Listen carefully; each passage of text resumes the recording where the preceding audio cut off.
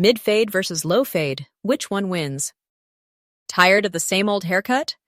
Let's break down two popular fade styles and help you choose the perfect one. The mid-fade starts its taper around the temples, giving a bolder, more noticeable look. It's a high-contrast style that screams modern and edgy. Notice the sharp transition? The mid-fade is all about that defined line between the longer hair on top and the faded sides. It's a statement. The low fade is subtler, starting its taper near the ears and following the natural hairline. This creates a clean, polished, and timeless appearance. See how smoothly it blends?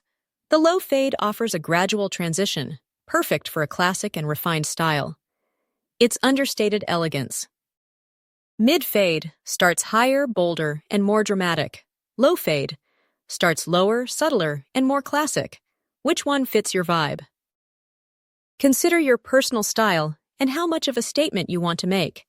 Both are great options. It just depends on your preference. Ready for a change? Let us know in the comments. Which fade will you choose? Mid-fade or low fade? Book your appointment today and rock your new look.